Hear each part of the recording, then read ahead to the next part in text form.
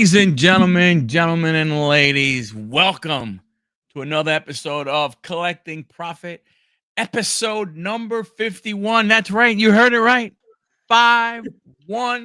51 weeks in a row. Next week, 52. And we're gonna go a little more live. We're gonna let people come on the show next week. As our 1 year thing, we're probably gonna let people come on the show, drop the link in there, and go.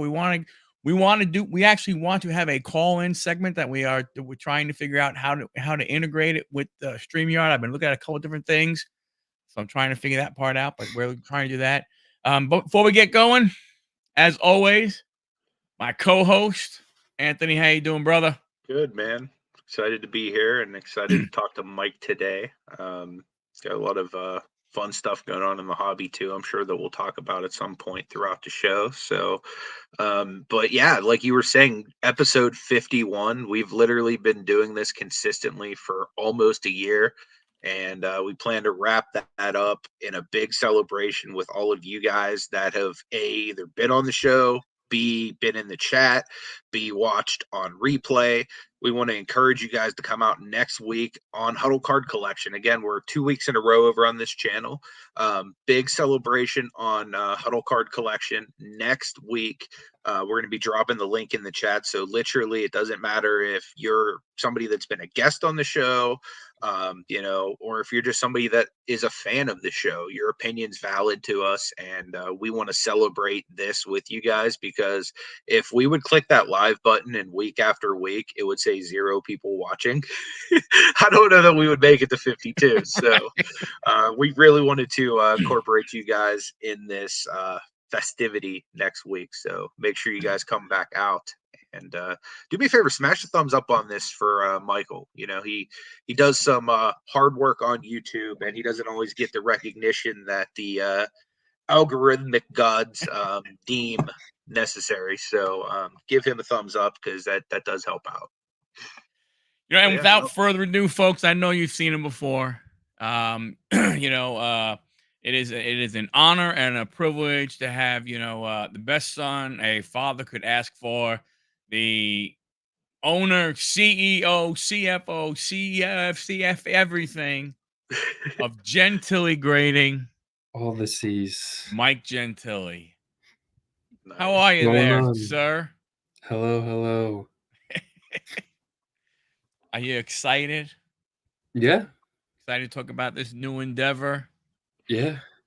Excellent. And we want to get into it. I know that a bunch of people have questions. That's why I asked Mike to come on. I was getting questions. Hey, what is this? How does it work? So on and so forth. And I said, well, why should you listen to me? Yeah. I'm not the one doing it. You need to listen to the man, the myth, the legend. So he's going to go ahead and get it. But before we get to that point, Mike, introduce yourself, and we're going to talk about a couple things. Then we'll jump into the grading. We're going to jump in. We're going to hit. We need to hit some highlights that happened over the last couple of days in the hobby. Okay. Like you said, I'm Mike Gentile. I'm his son. Used to be doing breaks and everything with him. Stepped away and decided did grading for a year with Anthony. Then took a break from that, and then finally graduated college back in the end of July, start of August. So I got some more free time on my hands. So I thought about using my love for cards and my love for grading, and started a little pre-grading / bulk submission / card cleaning little side gig here called Gentile Grading. Awesome, man. What made you decide to take the leap of faith and go for it? Just remembering how fun it was to grade, and pre-grading the stuff my dad would submit for stuff. Yeah, I was going to say, it was me going, hey, here's a stack. Tell me what this would get. So you're trying to monetize the sweatshop your dad has you Yeah, exactly. That's awesome. Exactly. Well, hey, guys in the chat, you have questions. We definitely want to get to them, and we'll do more, explaining stuff. But before we get to that, what about the big news, man? Golly, 12-12, Bowman draft comes out, and day one on Triple Diamond, bang, they hit the Tom Brady 1-of-1 superfractor. And the interesting thing is this, that was the first Bowman draft break of theirs that day. It was the first case that they were breaking of all their allotment. And they pull the Tom Brady, 1-of-1. Was there a bounty on that? There's not a bounty on that one. I think there's the bounty on the one that is hey, if football doesn't work out, there's always baseball, or if baseball doesn't work. I saw $500K or something like that on that one. Yeah, David Adams has that one. I don't know what this card is, what this card is going to go for. It's definitely interesting. There it is right there, Triple Diamond Sports. Yeah. And I mean, I watched the replay. I missed it by like 20 minutes. But I mean, I can only imagine the guy was in the chat who hit it. And I mean, the amazing part is that the buy-in for that team was $229. Damn. And in that same break, what do you think that card's worth? If there's a bounty on the one that's numbered 12 out of 50, like I mean, granted, it has a way cooler inscription. Like the 1-of-1 doesn't even have an inscription, but I mean, it's a 1-of-1 gold vinyl. Like, what's the cost of, like, what's that card's going to go for if that guy decides to sell it like right now? Well, I mean, if a mill. I would think 750 to $1 million. I mean, I don't know how. I mean, it now. So I'll ask both of you guys. You see that card? Mm-hmm. Do you grade it? You know what? Honestly, if I could flip it right away, like somebody's willing to pay me premium, like whatever bounty money is for it, like right now, I would just sell it. But other than that, I mean, it's a 1-of-1. I would want to preserve it and make sure it like doesn't diminish in value. And then in the odd chance it gets a 10, does that make it more valuable? I don't know. I mean, I don't know. See that league I don't even really play in. You know what I mean? Like, I couldn't even fathom owning this card. I would run to the bank so fast. So the guy doesn't live where TDS is, and supposedly, I guess they've already talked, and the guy, the guy was gonna, make plane arrangements to fly there and pick it up. But here's the thing, also, in that same exact box where this card came out of, not a box out of the case, in the exact same box, there was a gold Tom Brady card also. That's wild. And like I said, the cost to get that other card right there, that other Tom Brady, yeah. The cost to buy the Nationals, which got you the Expos in this break, was $229. That's crazy. Yeah. So, I mean, even if it didn't hit the 1-of-1, hitting that Brady gold is still a pretty damn good card and everything. Oh yeah, you're making money. It's crazy. But I don't know. I mean, I don't know if I grade it, to be honest with you. But then again, there's so many people who look at 1-of-1s and go, who cares? It's a 1-of-1. It's not like you can compare it to anything else. So if it grades a 9, does that really diminish the value? I mean, I don't think so. But by the same point, like, would the 10 increase the value? You know what I mean? Like, going back to that same point, it's like, I don't even really know the world that well. You would think just like any other card it would. But, I mean, man, like, we're talking, like, outrageous numbers. Lady Fella's in the house. Shout out to her for the new Cavs hat. Oh, yeah. Lady Fella, how you doing, Irene? Dom, that was, it was 8, a full case. So it was 8 jumbo boxes. And it was jumbo box 1? I don't know. I don't think it was jumbo box 1. I think it might have been like jumbo box 7 or maybe even box 8. I think it was late. I'm not 100% sure because I only kind of like jumped to that part of the break to go ahead and see it. I only scrolled back so far. but they were going bananas. So I don't know how it affected the break, because the breaker literally, when he finally composed himself and started the breakup again, you saw his hand like this as he's holding the card, the other cards and everything. Have you seen the Bill Belichick cards that they've just mentioned by chance? I have not. I heard I about can't him. even remember who posted the picture. This is just Mike's thing, but Yep. they have a Bill Belichick card that's basically inserted too, and I don't know if it's the exact same set or not, but it's basically Bill Belichick baseball card, and it says, "Yeah, sure, Tom can hit, but can he throw?" and that was the inscription on that one. So it's cool that they're even like starting to incorporate Belichick now into the whole Brady sweepstakes thing. I think it would be cool if they did something like Ginter does or like Panini does, where they even take people that are fans of teams or whatever. Like, I just seen one recently of Mark Wahlberg. It was like a New England Patriots card. Like, I was like, oh man, Mark Wahlberg, that'd be cool to have, but damn it, it's a Patriots card. You know what I mean? Like, I couldn't bring myself to do it, but it would just be, it's cool to think of some of these other mainstream sets having the more pop culture element to it, or some different chasers, because as somebody who is more of a football fan than a baseball fan, I'm more prone to buy that set knowing that there's Tom Brady cards in it. Right. Oh, it brings in a whole hey Titus, it brings in a whole another group of people who were baseball collectors. Now you wonder, okay, how much does it affect? Does it make the hunt with the two cards that have the actual inscription? Does it make the hunt for them more or less? Does the value overall, go down? So it's very interesting, very very interesting to see how pulling that card. And look, and let's be honest, right?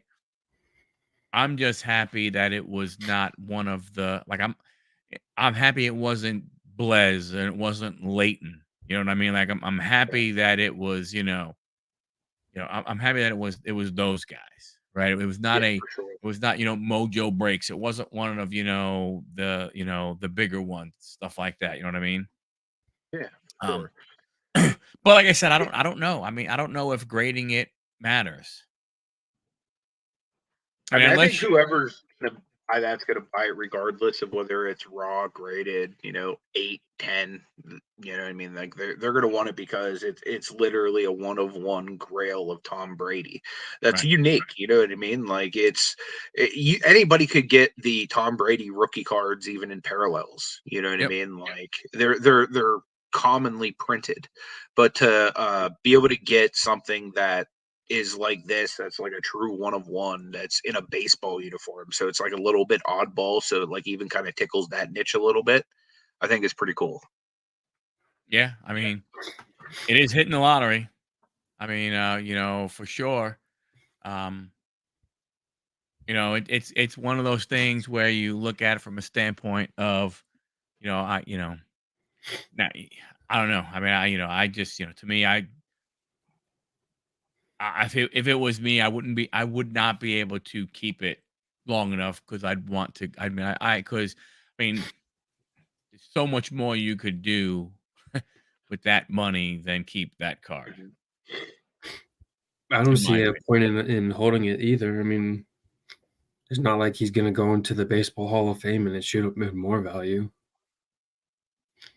True. Yeah, I mean, that's a great point. The value really should not change at all. I mean, the only thing that could change the value would be if the market tanks, which it constantly does. Right.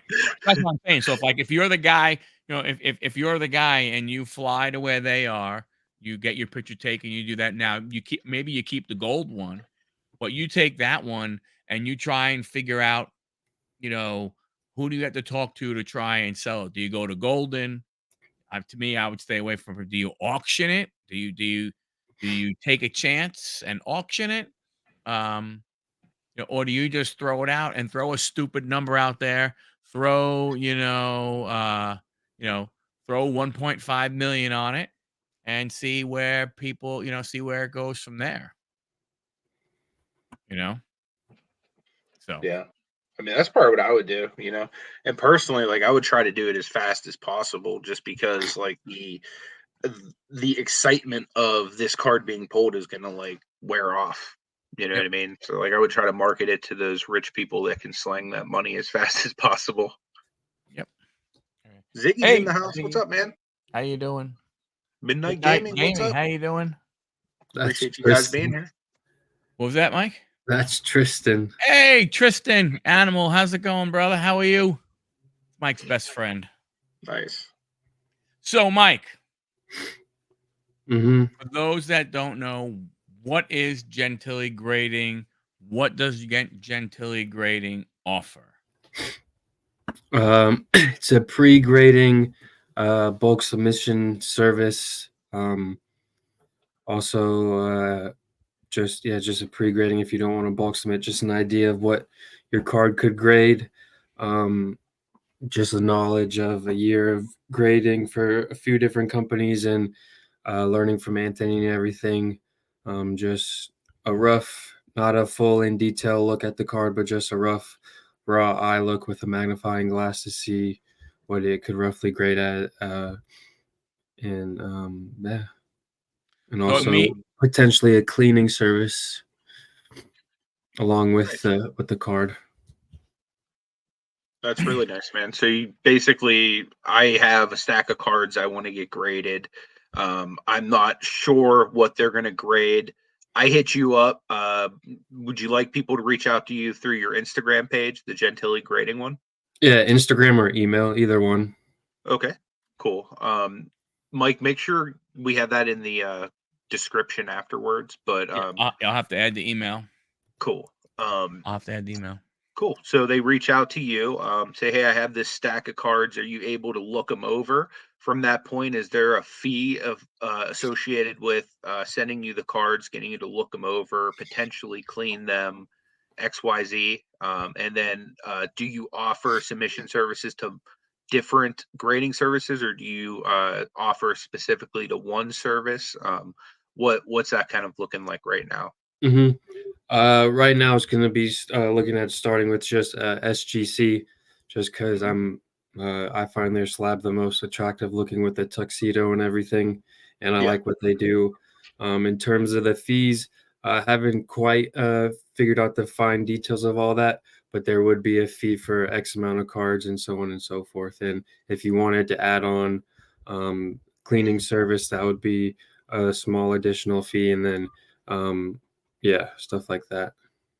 Cool. So That's really nice. so someone sends you 10 cards. You look at them. Do you just, obviously then I'm assuming you will report back to that person and say, hey, out of these 10, these 7 would get 10s, these 3 will get 9s. And then does the customer have the opportunity to say to you, hey, you know what? I don't want the 9s graded. Because I'll keep those, but the 10s that you can send in, is that how does that whole piece work? Yeah, so on my end, I use a program called Notion to keep everything organized, and for each card, I put in the information, the year, the brand, if it's a parallel, and then I put in my notes about it, of where the blemishes or issues might occur, and then that information will all get sent back to the customer, and then they'll let me know if they want which ones they want submitted, if they don't want them submitted, if they want them all back, or what they want to do from that standpoint. Nice. And then obviously if they want stuff submitted, I would if they sent 10 cards, they want 5 submitted and they want the other 5 held, I would hold on to those 5 until I got the slabs back and then ship everything back out at once. Cool. That makes a lot of sense. So that way they're not paying the shipping fee twice. Yeah, no, that's that's a really good way to a good way to do it and everything. So oh, that's pretty good. So they send them to you, you're gonna look at them, you're gonna report back to them. Then they, I mean, so in reality, the customer still has the final decision as to what goes and what doesn't go to the grading service that that you're working with, correct? Yeah. That's Unless they say up front, I'm sending you 10. I only want the 10s submitted. Then I would just take the 10s and send those in. I would still send them detailed report of what the blemishes and some of the stuff on the cards might be, but I wouldn't say, hey, do you want these submitted? Or if they just say strictly 10s, no 9.5s, no 9s or nothing, then they would just be those that get sent to SGC. excellent. Cool. Nice. Yeah, I mean, like Mike said earlier, I mean, he did it for Dom and got great grades and everything. Did it for me. My last big one that I sent in, and I think we got I think it was what about 90% were 9.5 or higher. There were a couple that I sent in that I didn't care about the grade. So, you know, that's something to take into, consideration also, right? There are some people, if you don't care about the grade, because hey, these are, cards that are in my PC. I just want them protected. That doesn't, you still send those, in and Mike would still, look at them just to make sure, right? Because maybe there's something that you don't see and it could be worse than you might think. Then you might still decide, hey, I don't care. It's for a PC. I want it slabbed also. So, you know, his job in looking at him is to go ahead and, say, look at them from a standpoint of thinking about the potential of what you may do with them when you get them back. Obviously, people have them for PC. People have them to, to try and flip them. So you have, think along those lines. As you're sending your cards, into him. Ziggy got the deal of a lifetime in chat, man. What? I don't know if you saw it. It's like one of the $450,000 Brady 101.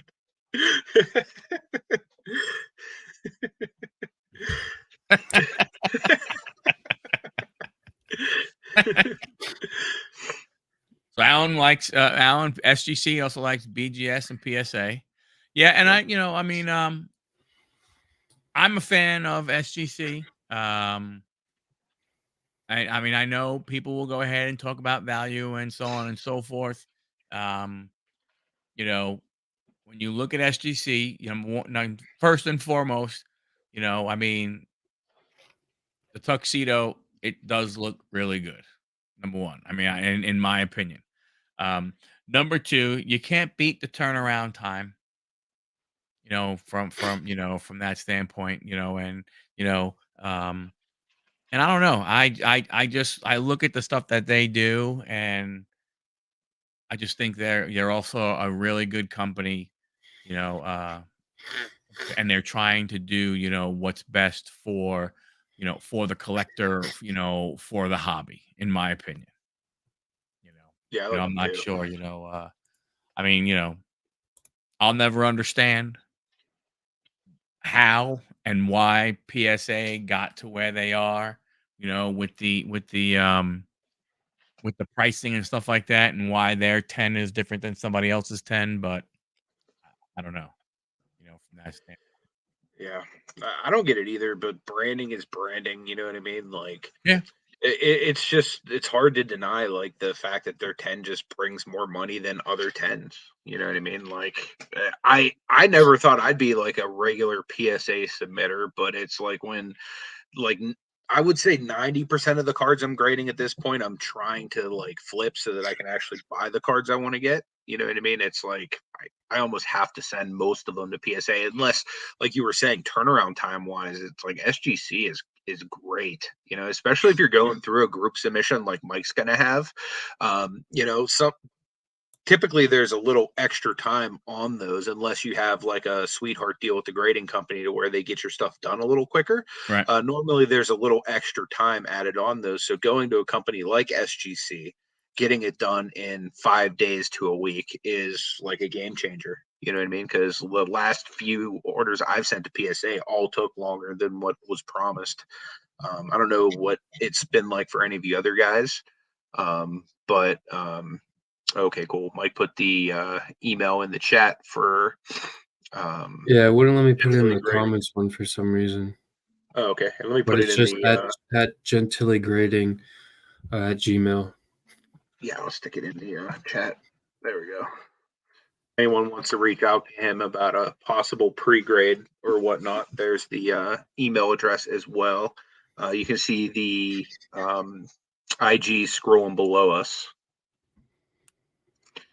So that's really cool, man. SGC is definitely a respectable slab. It's a respectable service. They have great turnaround times. So I think that that'll definitely be a good service to partner with. Do you plan maybe in the future as you grow to incorporate other graders, or are you going to try to kind of stick loyal to just sending to SGC?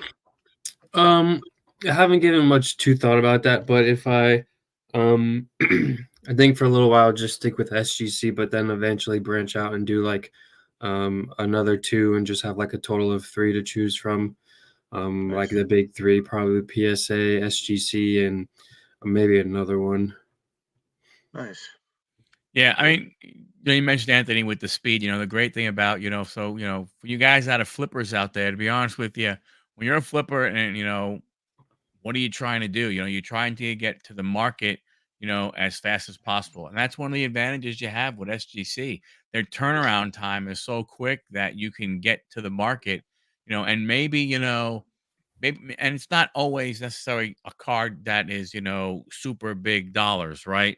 It could also be from a standpoint of you're grading at $9, $10 a card or $12 a card.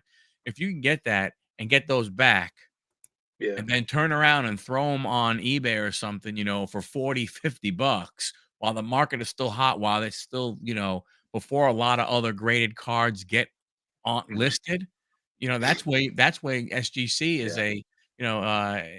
helps you. You know what I'm saying? You know where I think SGC really matters? Right now, if you're pulling like base Victor Wembanyama's or like basically base any rookie in any new set, getting them into SGC before the next set comes out and people stop caring about that specific card, Yeah, that's especially in true too. base form. Because in the beginning, like I can think back to like hoops, like LaMelo Ball year. His base card was $30 raw. Next year, Anthony Edwards was LaMelo year, but you know what I mean? Like it's like every single year, whoever that rookie is, there's a base card of them that's raw selling for like $30. And then the people that have either the PSA Express on it or the SGC 10 on it are also getting the premium on it for the most part. But other than that, like literally the regular PSA submissions that come back, the Beckett submissions that come back, you might be getting what the raw card was selling for when this set first released. So there is like a lot of power when it comes to flipping and getting those first tens back as well. So I definitely see why you're going with SGC in that regard. Yeah, I mean, like I said, it definitely helps. Again, getting first to market. And then the other thing is why a pre-grading service? A lot of people may ask, like why should I take my cards, put them in the mail, send them to you, and then have you look at them and then submit them for me when I can just go ahead and do it myself? Because I have the trading and experience to look at certain things that the common person will overlook that could severely impact the grade. Where you look at it, you think, oh, this is definitely a 10, 9 out of 5 at the lowest. And then you come back and you get it back and it's an 8. And you're like, what the hell? Now I can't sell it because it's not going to sell for what I paid for it to get graded. So what's the point of now I'm going to lose money on it? Because sure. everybody knows if it's not a 9 or higher, you submit it, you're probably not making your money back on the fee to get it graded in the first place. So Sure. just to eliminate that risk of and being sure of, hey, I think this is a 9, but I don't know, it might be less, and then you get the confirmation, yeah, this isn't going to get you a 9. Then you don't want to send it in because there's no point in getting that grade, in my opinion, unless it's the 1950s cards or 60s or whatever, where even those low grades will benefit. Yeah. Hey, Brandon, what's going on? Thanks for coming by. Oh, wait, I mean, I'm somebody who likes to watch the PSA and like the SGC and like all of the different grading reveals online. So like I'll see people that either understand grading cards or don't understand grading cards. And typically it's like, and I understand it because I've done it just like you have, Mike, in the past.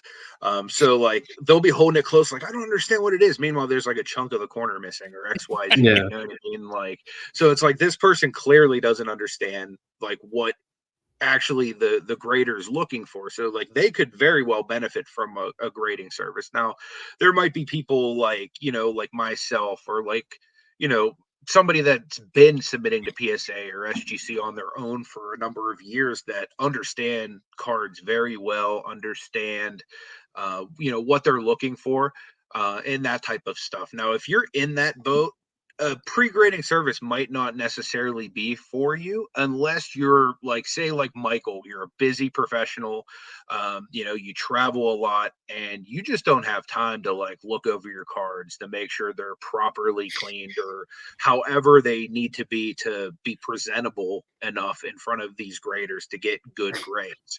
You know what I mean? So like that's another type of thing. Like you might have that knowledge, but you just might not have the time, or you might not want to put the time and effort into it. It might be easier to just be like, here, Mike, here's a stack of cards.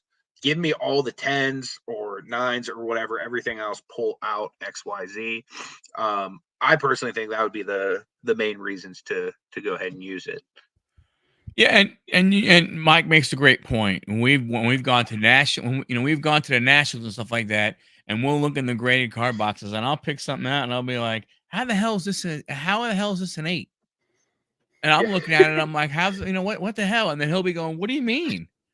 Yeah. It's friggin' off. It's it's off centered over here. Look, this has a soft corner over here. Here, hold it this way. Look, there's a little divot, and I'm like, crap. Yeah. All right, Yeah, I can another see why perfect it's an 8 now. example. A couple weeks ago, I got a box of, I guess, 2023 WWE Select, and there was a nice Cody Rhodes Orange Flash, I think is what it's called. And I Nice. gave it to him. I was like, look, this one would be nice, but it's got 3 giant print lines in it. And he looked at it. He was like, where? I was like, well, hold it this way. And you see when the lights hit, so you got like this big line going straight across, and you got these other 2 right here. And he's like, oh, wow. I'm like, yeah.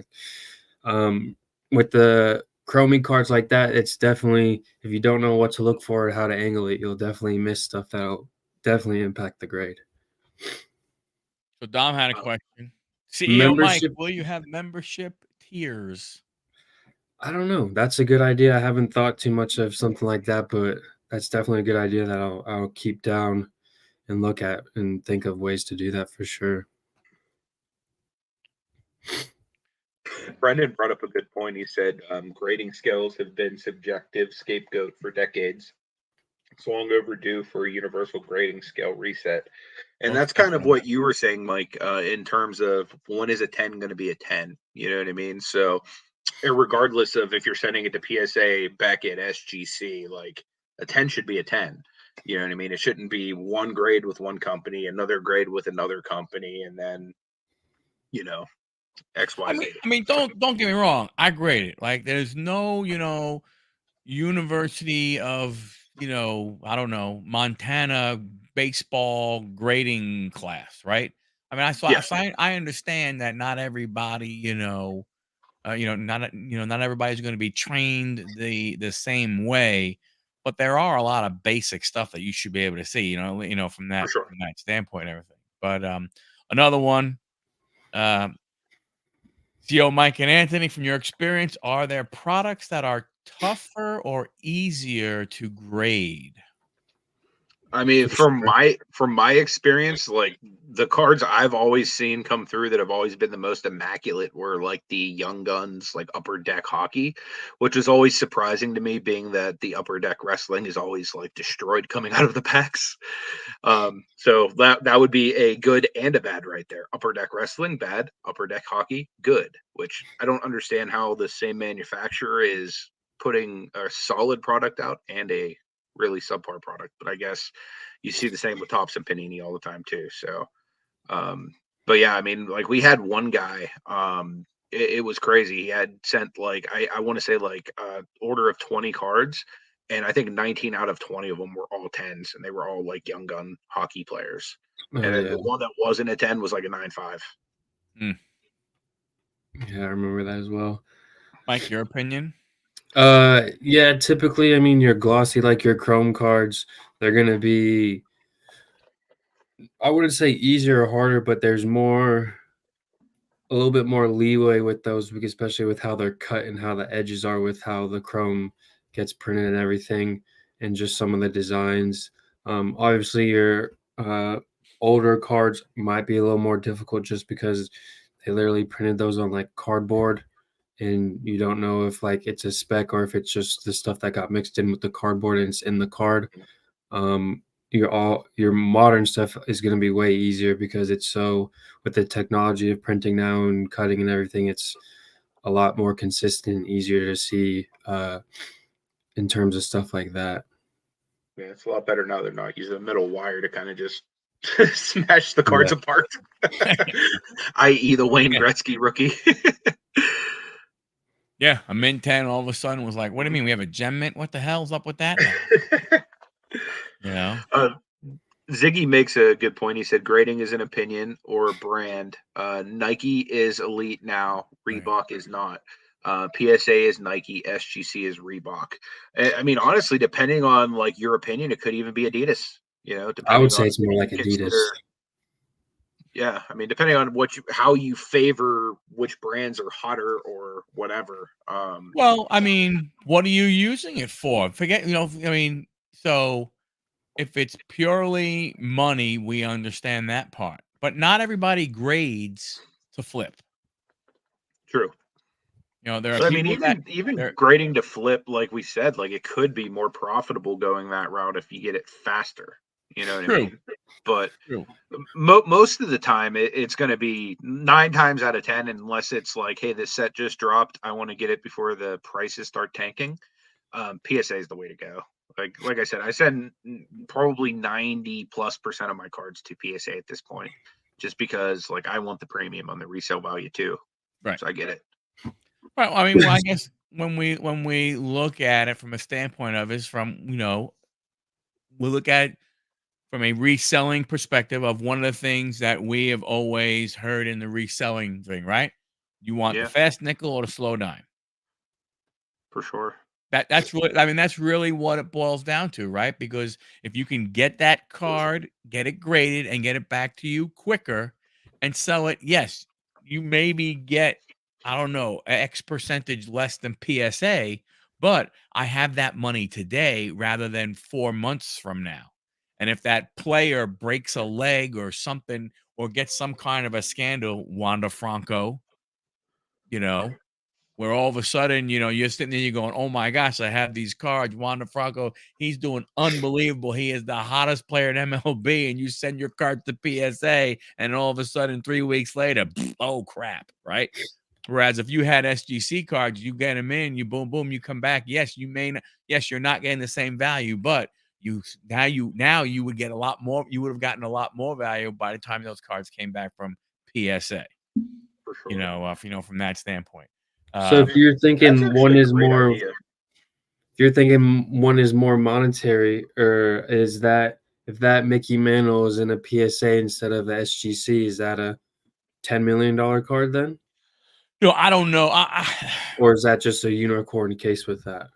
I think the 52 Mantle is a unicorn case, from that standpoint. In my opinion, I think that's a different one. But like I said, to me, if you're talking about the players that are going to come in, the players that you think you can get in, get out of, and stuff like that, like you look at Bowman draft right now, right? There's going to be a lot of cards going in for grading. And hey, Rocky, the people that want to, get that fast nickel, a lot of those are going to throw that stuff to SGC because they're going to get it back and they're going to be the first ones on eBay, on any selling site, Twitter, Instagram, whatever it may be, with a graded version of that card. for sure. while the product is still hot and while the want is still there for a graded, hot rookie, whoever that may from that standpoint, right? That's why I think from that standpoint, Mickey Mantle. I mean, the Mickey Mantle PSA or the Mickey Mantle SGC. To me, I don't think anybody would give a crap which one they had if they could have either one of them. It wouldn't matter to me from my own personal opinion. Yeah, for sure. That's not a bad idea, though, what Ziggy said there as far as building an AI thing that kind of does what you're doing, and being able to package that.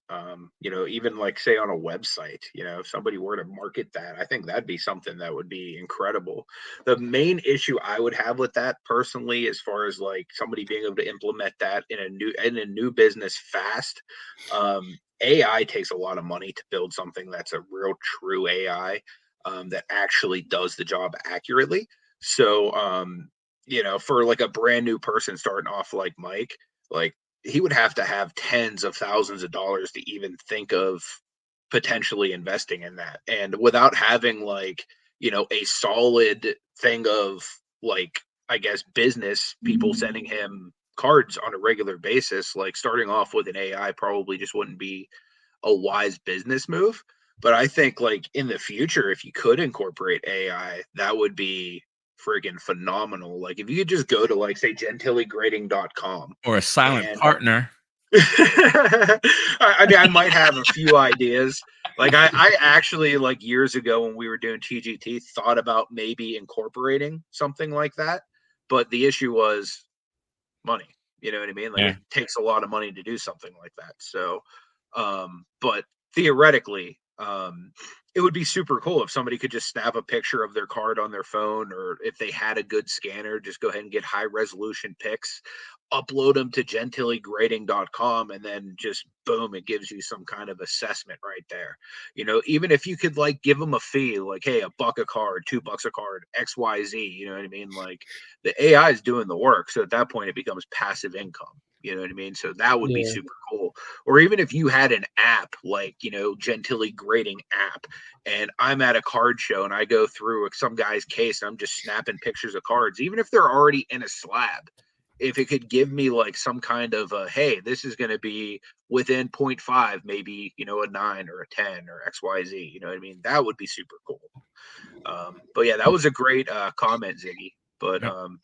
but yeah, dude, that would be awesome if you could incorporate something like that eventually to be able to kind of replicate your eye. That'd be awesome. Will you accept non-sports cards? Yeah. Just don't accept non-sports from Marty. He has a unique collection. Rocky, how you doing? What did Brennan say? SGC tried the 100 scale and found the 10 scale was the last draw. Same goes for tags, 1,000 point scale. Yeah, I mean, tag is very interesting the way they do everything. Again, I'm not saying, not good, not bad. I mean, they have their thing, they have their little niche that they're trying to do with their grading and all the other kind of stuff. And again, I think someone said before, grading is very, it's a personal thing with people, and people like different things from different grading companies. The people like the tuxedo, the people like, PSA, they like value. Again, I get that part of everything, but there are people who now are starting to love the CGC slabs because they are like crystal clear, and you can see the cards, really, really well.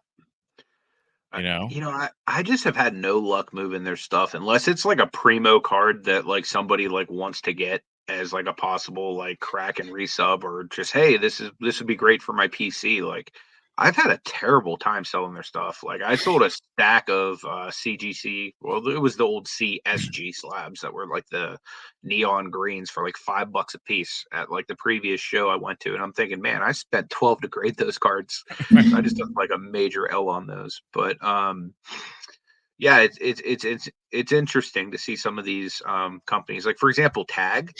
I love what they're doing as far as like having an actual AI or whatever. I love the idea of a company actually regulating that. But again, the same goes for what I've said for other companies, like CGC, for example. Like, I'm not sending cards to CGC right now because I'm not able to take those cards, put them on eBay and make a profit, or take Right. those cards to shows and make a profit easily. You know what I mean? Like, and I'm pretty sure if I can't do that with CGC, which most people adopt into the big four, using like another service like Tag or one of the smaller ones would be even harder for me.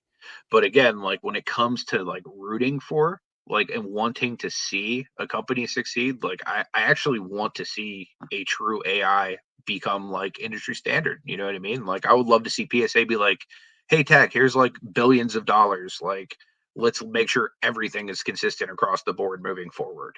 But Right. I don't think that it behooves many of the graders to have full transparency and consistency across the board, because like a lot of times it's just easier to CYA or cover your rear end with Yep. mistakes or whatnot, and having something that's like a true AI, like that leaves you wide open for mistakes. You know what I mean? And even if it's like a 1 in like 1 million mistake that like would never happen, like even that 1 in 1 million shot keeps you like wide open for oh, this thing doesn't work or XYZ. But like I said, that's like one of the companies I'm personally rooting for in the space, just because I love the vision behind what they're doing.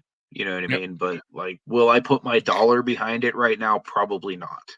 Once like they start getting like more, at least in Pittsburgh, like where I transact most of my cards locally, once they become accepted here, because I remember back in the day, like right before the pandemic started, I would show up to a card show with SGC slabs and get laughed out of the building. Right. Like, you sent your cards to SGC? Like, are you Yep. serious? Like so that was like just a few short years ago, like pre-pandemic, that people were like, you really graded that with SGC? And now it's like SGC is like considered like probably 1B to PSA. You know what I mean? And a lot of people, especially people who have been jaded with PSA over the years, probably prefer SGC. So So, now, can Tag get to that point where they make a big leap to even be considered a top 4, top 3? Maybe. I mean, AI is a game changer. You know what I mean? Like, no other company like has something like that right now. But yeah. again, like, all of us are sending our cards to get graded because we want to flip them and make more money. You know what I mean? So when it comes down to it, the majority of us, I should say, not all of us, some of us are Yeah. genuinely just trying to encapsulate something that's going to be PC. You know what I mean? But most of us that grade our cards are grading it because we want them to be worth more money. And Mhm. I've graded cards with enough like lower end graders to know that in the end they lose value. You know what I mean? Now, during the pandemic, I was sending stuff to GMA like crazy. And they were selling because everything was hot, especially if it was in a slab. Right. Now, any of those GMAs I held are worth like nothing now. And Right. they're even harder to move. You Mhm. know what I mean? So um those are just some Yeah. things that I always am concerned about when dealing with the more liquid slabs. Because, for example, I've cracked a bunch of like GMAs and like lower end graded slabs recently. And these are cards I had in my eBay store for over a year. And literally within the first 2 weeks of having them back, they were all sold either from eBay or at a card show. As raw. Just being in an SGC Oh, holder. yeah. Yeah, just because I sent them to SGC is like a crossover, which Yeah. is something I'll also say for SGC. They have a service like where if you send PSA a card that's in a slab, they'll charge you double. So it's like basically $20 to grade a card. They'll charge you $40 if it's in a holder, just for them to decapsulate it and regrade it. Now, SGC, you can send them a card in another company's holder, and you can even give them like a minimum grade. So, like, say it was a 10. I don't want this going any lower than like a 10 because I want it to be an even crossover. Or say you'd be okay with like a 9. You can literally give them minimum grades and they won't crack your slab. They'll literally grade it in the slab, and if it doesn't cross, they just won't. They'll send back your slab. So I've done that with them a few times, and it's given me some decent results. Rather than getting back crappy grades, I was able to reflip the stuff. Yeah. I mean, I understand some of the things that that Ziggy is saying in the chat and everything. And what I will say is just, I guess I don't deal in the $500, $400, $300 card range very often. It's quite honestly going to be extremely on the rare side. So For sure. if people are talking about getting cards graded that are going to sell maybe in the $50 to $60 range, I don't really know what PSA's 48-hour turnaround time is, but I'm not going to spend that money on a card that's maybe going to sell for $50 or $60 when I get it graded. Mhm. When I can spend $15 SGC, I'll get it back in a week, and maybe I get 40 for it. You know what I'm saying? Like the dollar, it is about money. And then, you know, with SGC, if I were to send a card in, and Adrian went ahead, you know, and made a good point of is about the uptick that you get, you know, in your price, because your card is going to be valued more. We're going to charge you more to grade it. Like, you didn't do anything different. Mhm. You perform the exact same service. You Yeah. didn't change a damn thing in your grading, but you're going to charge me. You're going to up the tier and charge me an extra X number of dollars. You know, the problem you have, again, I don't, you know, that's one thing with PSA right there. Again, if you're dealing with that higher end stuff, you know, and again, number two, yeah, you can go ahead and get super fast service. You're not getting it for $20. True. You ain't paying PSA $20 and getting a card back in a week. Very true. They probably ain't even opening up that box in a week. Unless you're part of some kind of well-connected club, you know what I mean? Not saying you're in their collectors club, That might be like a that great might be tier. true. It's saying that you probably are a notable person, or you know, like they have a reason to push your card through. Like maybe you just hit that Tom Brady 1 of 1, and they want to get that out on the market. Like it makes sense for them to push that kind of stuff out to the top. But if you're just like Joe Blow grading your base cards of Victor Wembanyama, they're not going to rush to get those out there, I don't think. But yeah, I mean, I I do see your point though, because like PSA is definitely king when it comes to the resale value. And, and the thing too, even with the upcharges, I saw a video by I think SCV is the guy's name. He's a dude that does like the whiteboard card videos or whatnot, but he did something on like upcharges, about people being upset about upcharges, and he was like, well, if you've been like upcharged, like, and he just kind of was using certain cards for example, like um if you look at the difference between a PSA 10 and even like an SGC 10 or a Beckett 9.5, in some instances with certain cards, it's like a 40% disparagement. So even paying the jump from whatever the $20 fee or whatever level you're on to whatever their express is often less than whatever the 40% jump would be. Now, unless it's like obviously like you're sending in those cheaper cards, but cheaper cards you wouldn't typically have that rare occurrence of an upcharge. But in that instance, like I probably wouldn't be too upset about the upcharge unless it's something that I wasn't able to make back that 40% disparagement on. Right. If that makes sense. Another question from Dom, Mike. I gotta figure out some pricing stuff, and then I'll launch on Instagram, open and ready for submissions. We're looking sometime in January, so be on the lookout for that. Nice. Right, unified gating scale, it does fix those issues, right? As long as you adhere to the scale, right? I agree with you. You know, right then and there and everything. Adrian, a league of her own has a question there, Mr. It's a Gentile. pre-grading service / bulk submission with SGC right now. The pre-grading is just to get an idea of. It's a quick. I look over the card to see what it would possibly grade as. I have over a year of experience of professional grading. Learned from Anthony and a bunch of other guys of what to look for and stuff. So it's just a service to see. Hey, you look over your card, you think it's a 10, see if it's really a 10 before you submit it and get it back and it's an 8, and then you're heartbroken because you can't resell it for the full value that you want. So you say quick. It's not quick. You say, oh, like a quick overlook. It's.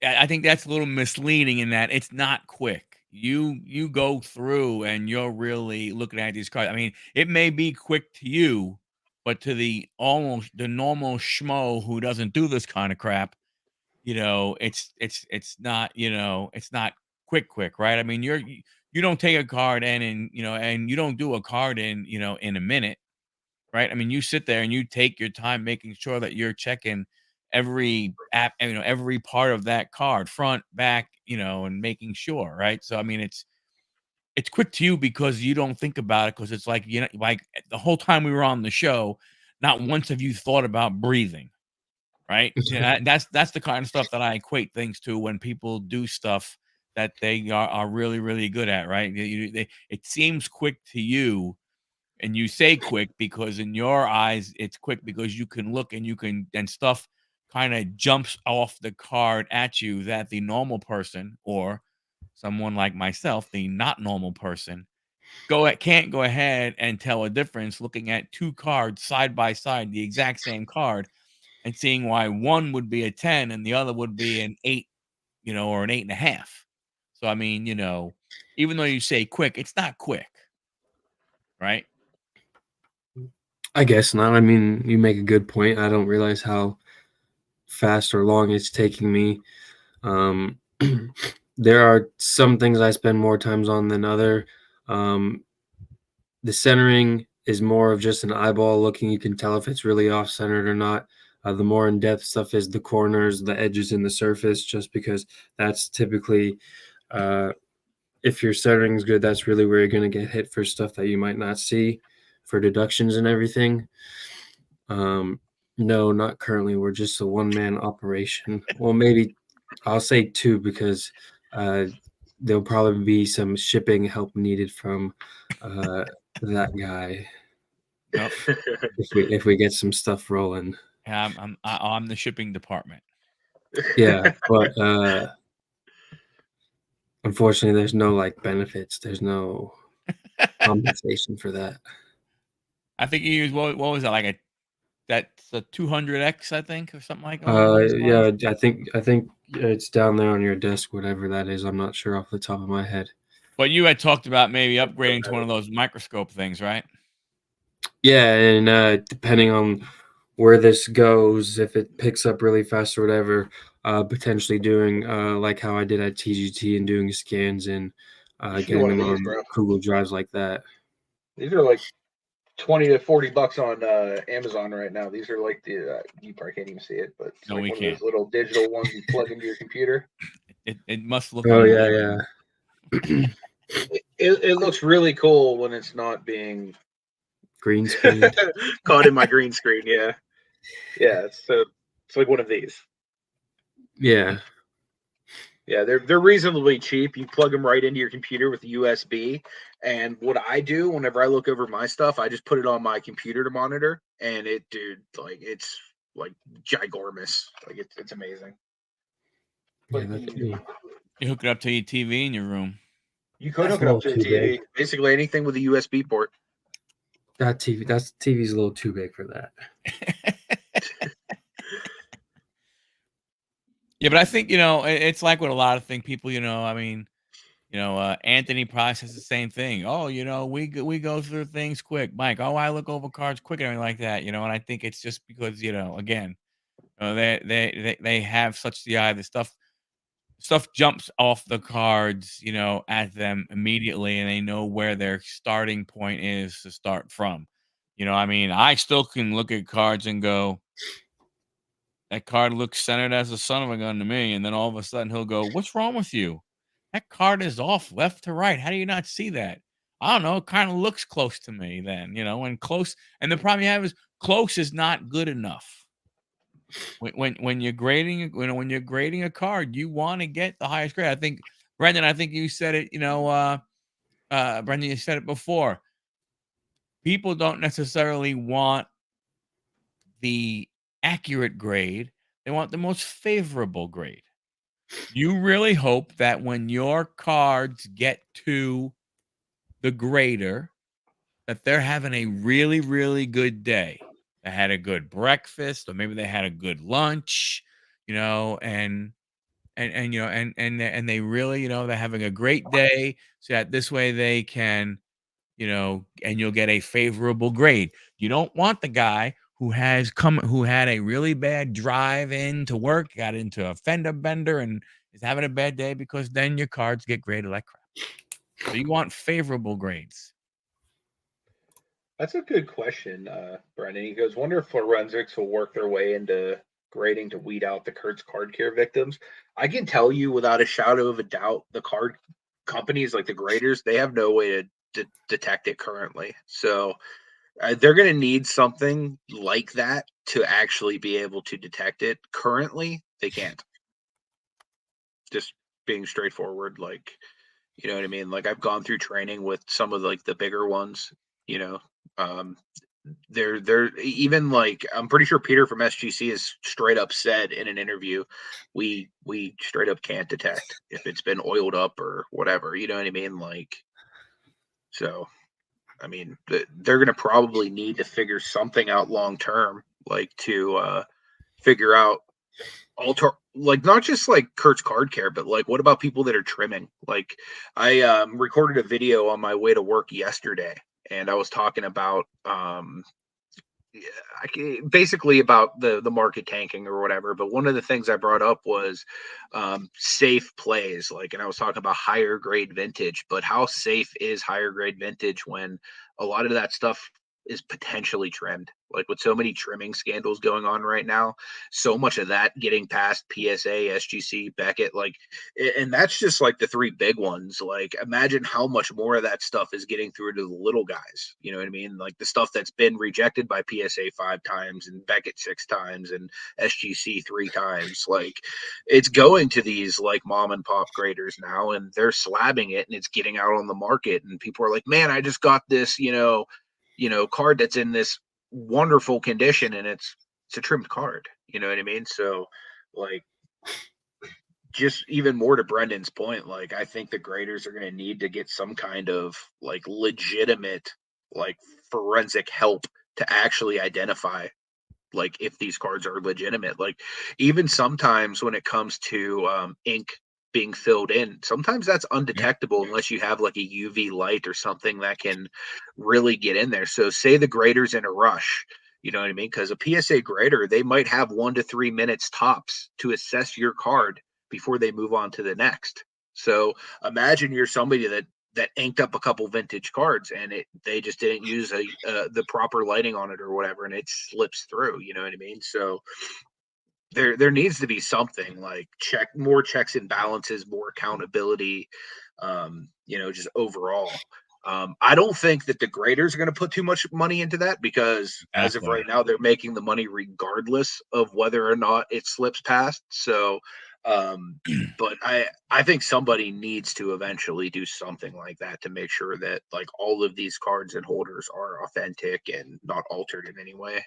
Well, I think, if you're the big three, right? And we'll call, PSA, SGC, we'll call it BGS still, right? Let's say if you're the big three. Yeah. Why would you want to bring any of this stuff into your house when it could drastically affect some of the things you've done the other way? And then what is going to be the value of the older stuff? You know what I'm saying? So those cards that are PSA 10s, how does it change the value now of what an older PSA 10 is versus a new, like, right? Because there's a timeline, and somewhere in that timeline, all of a sudden they start this new thing with software and imaging and all kind of stuff. So at that point in time, does that mean if I was a month before, and I don't know, pick a player, pick, whoever it may be. Let's use LeBron, right? I had a LeBron rookie, and on January 1st it got graded and it was a 10. And then 3 months later, they put this software into play and all imaging and like that. So that's, now it's April 1st. April 15th, somebody else sends a LeBron rookie in, and that one gets a 10. Well, is there a difference now between the two? Is one more a purer 10 because there was software being used and all that kind of stuff versus the one that wasn't? I would say in some people's eyes, I think that whatever company rolls it out are going to try to make it universal just so their current like users don't lose a lot of value. But the True, big Brendan. thing is like, look at SGC, right? They had the old label, used to have the 100 scale on it, and it'd still give you the grade of the card, but just that specific label versus the label they're using now. If you were to try to move to the exact, say, Victor Wembanyama hoops base side by side, old SGC label, new SGC label. And I know that's not possible being that that's a new card, but imagine for a second it is. It's going to be a lot harder to move the new card, or I mean the old labeled card, Right. than it is the one that has the new label, even though it's the exact same card. Yeah, so that's what gets me is that, again, if you are a PSA, if you are some of these companies and you're a manual grader, why would you want to bring that stuff in when it could ruin or drastically affect, your other stuff? I don't know. I'm just saying from a hobbyist standpoint, from that standpoint. That is the question, Brendan. That is the question. And that's the crazy thing too, because imagine you had the same grade. Imagine you had a Beckett 10, then you sent it to SGC, it got a 10. By the time you send it to PSA, they might give it an 8, just because they're so backed up. They're just assigning grades, which sucks. But like, I honestly feel that way sometimes when I get stuff back from PSA. It's just like a guess grade. Yep. How would you know if it's AI graded? So typically, the only way to tell, that's a good question, would be is if the company advertises that they have some kind of AI system. What Tag uses is they have some kind of report that their AI system generates for you with your card. So that way it'll like show you all the defects and that type of stuff. Now, a lot of the other companies, they completely bypass any kind of technology. It's basically a guy sitting in a dark room with a LED light, a magnifying glass, that's typically well trained in cards. And he just goes through them one by one, typically spends 1 to 3 minutes per card, assessing the grades. And that's typically how it's done at the other ones. The AI ones, which really I think the only one that's using true AI to my knowledge is Tag. And like I said, they give you like a full report of your card and whatnot. I guess when it's graded, you'd have to go to a pop report. That would Correct. probably give you a date. What's there. Brendan has admitted to collecting at least one card from every grading company for personal research. You know what? I've done that too. Have you Especially tried to get the same card? No, that would actually be kind of cool. I'd like to know for Brendan too, but I actually have since stopped doing that just because there's so many grading companies now. It's literally like I just saw. I think Lamine James shared this new one called Red Rocket Grading Company. It's like, why would you name your grading company after a dog's wiener, for one, and for two, like their label literally looks like a 2-year-old like cut it up with scissors or like just tore it with their hands. Like, it's like literally the most ghetto grading company I've ever seen. So because of that, I no longer collect all the different grading companies. It was bad enough that I had a snaggletooth grading slab for the longest time. Yeah. You'd have to use your phone to research, Irene. That's the only way you'd be able to find out. Well, they put I know Tag and another company, to not be named, puts a QR code that pulls you to the grading report or whatever to show you what the defects are and everything, what got graded what for what reason. Nice. Yeah, it's Yeah, most of the cards won't say if it's AI or whatnot, lady fella. So typically you just have to kind of know, like, hey, this is a Tag slab. They're the AI company, or whatnot. But other than that, like, there's no real way to know just looking at the slab outside of by scanning the barcode on those specific ones. But typically, if you're buying, you want to stick to like the PSA, the SGC, the Beckett, even the CGC if it's your PT, and you're speculating that they're going to become a bigger player in the game, or heck, you might even be betting on one of these other smaller companies to kind of like maybe you think AI is the wave of the future and tag is going to be the next big thing. Like then there's no problem supporting that and grading with that, but again, like just as somebody who has worked with some of the smaller guys, it's hard to get resale value out of those slabs. Right. You know what I mean? So like, I'm telling you, if you want to get your resale value, send it to PSA, send it to SGC, because that's really the only two I'm grading with right now because of A, the speed, and B, the premium that you get on your cards when they come back. So you mentioned, like Tag, the AI company. Don't forget, you also have PGX, the coffee table company. Mm-hmm. Correct. Or kitchen counter table or kitchen counter company.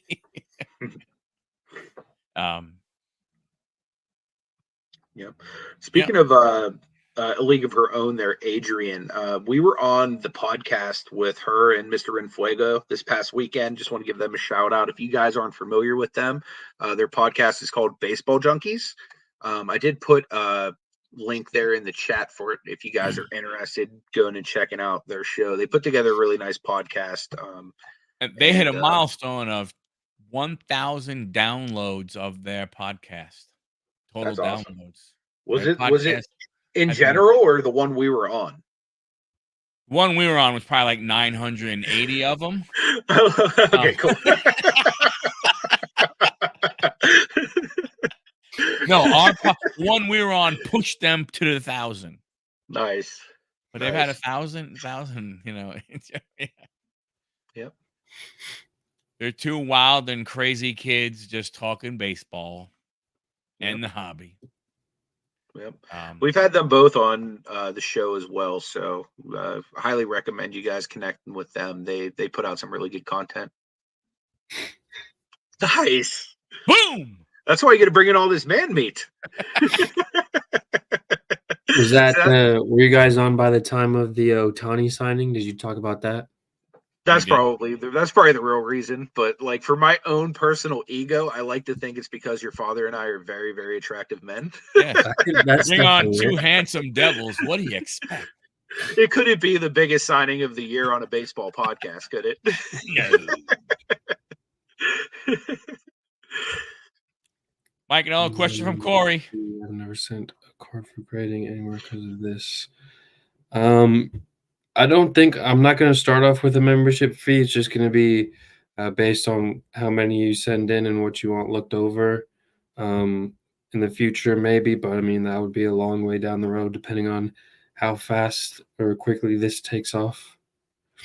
I think Dom had a question up there too. Had a question. Is it this question? I think toughest question I'll ask all night. Speaking of your shipping help, what would you grade your dad? He's a 10 out of 10 for sure. Oh, thank you, Mike. Am I gem mint? I would have to second that. Pristine. You might even be pristine, yeah. You're a gold label, Mike. No, I tell you, gang,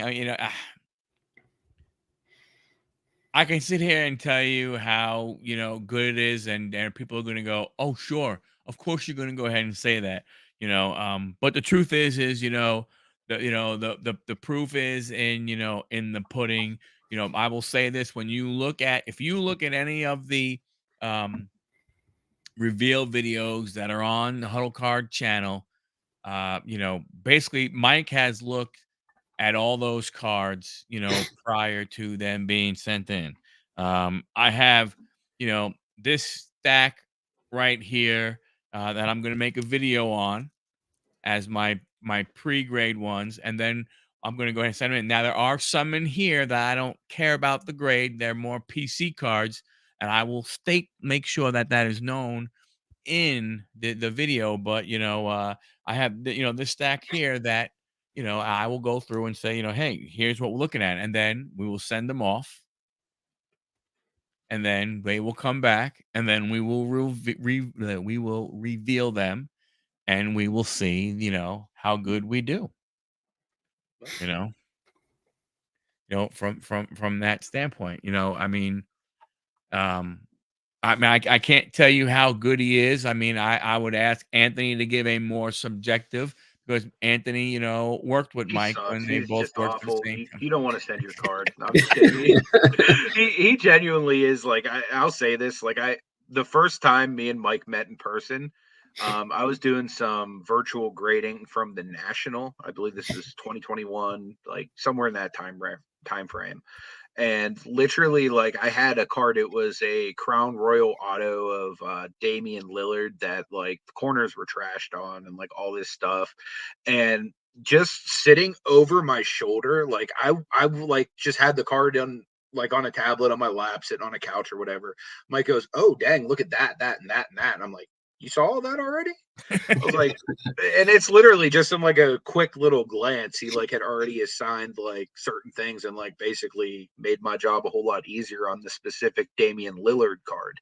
Um, so it's like from that moment, I just knew that he had like a natural eye for it. And that's typically the way it is. Like when you have a gift for grading, you just have a natural eye to spot the defects.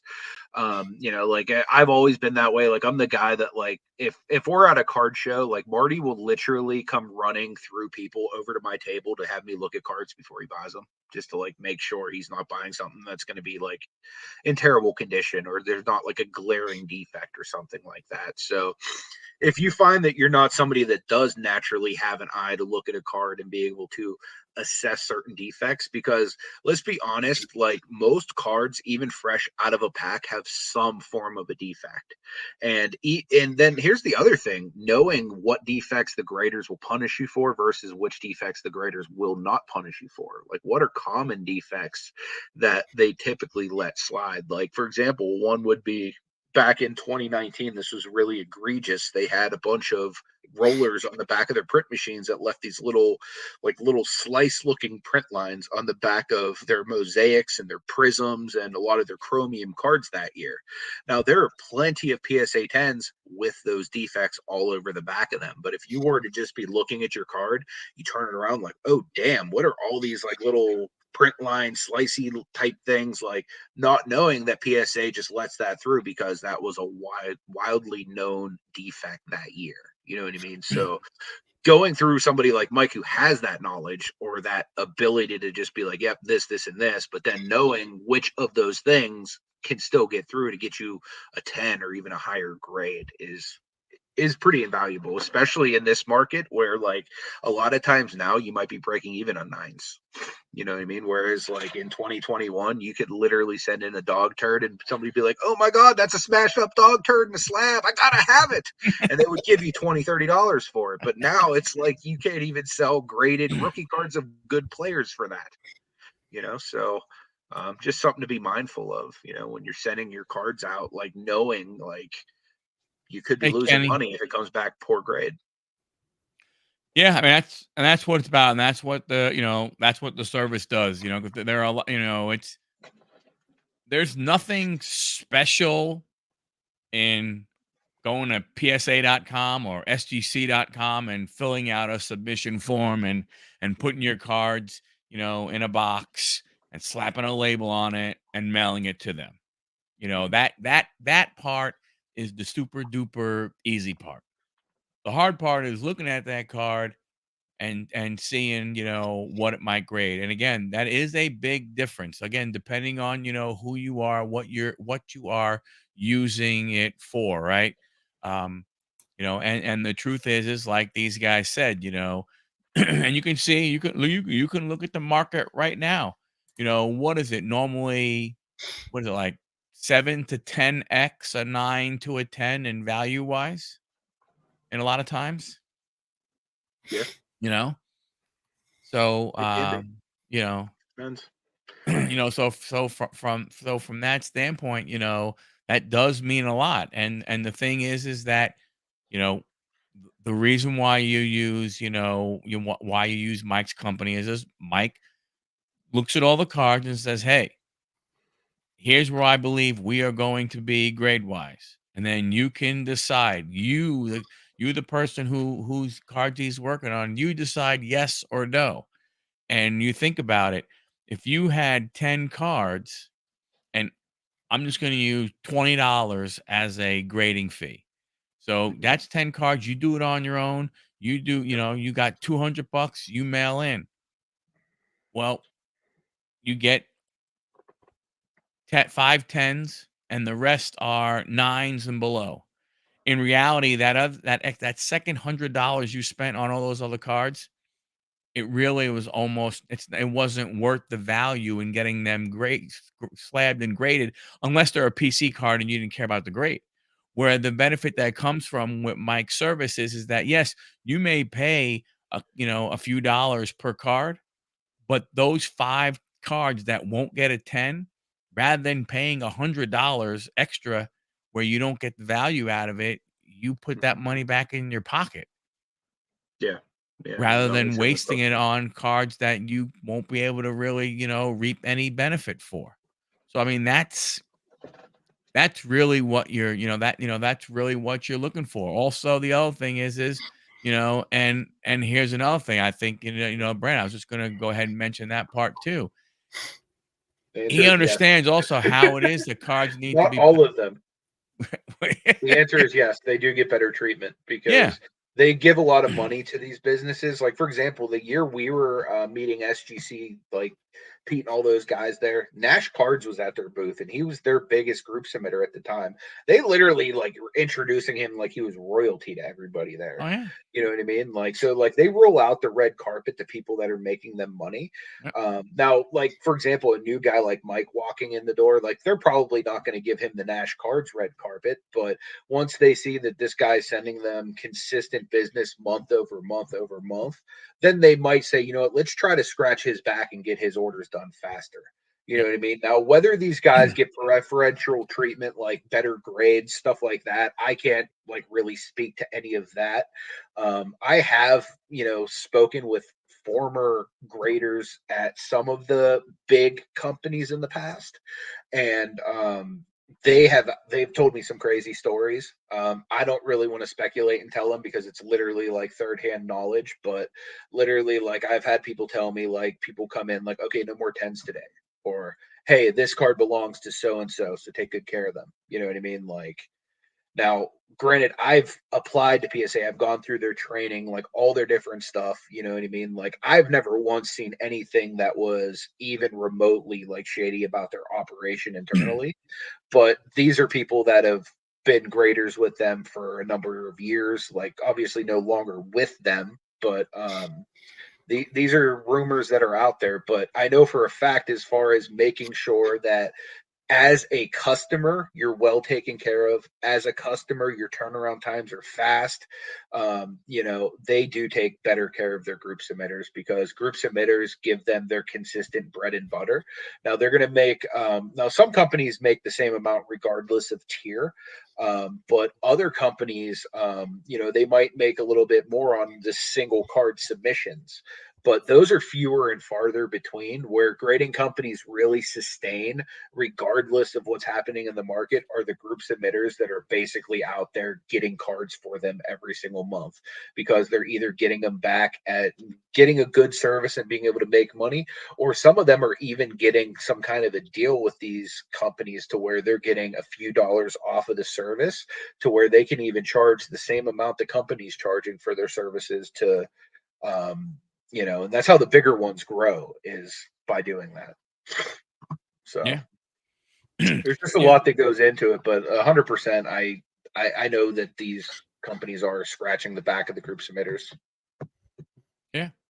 And I think the other thing you have to realize, is, Mike also, understands, how cards should be packed to send to them also, to where, we want to think that cards never get damaged in shipping and everything.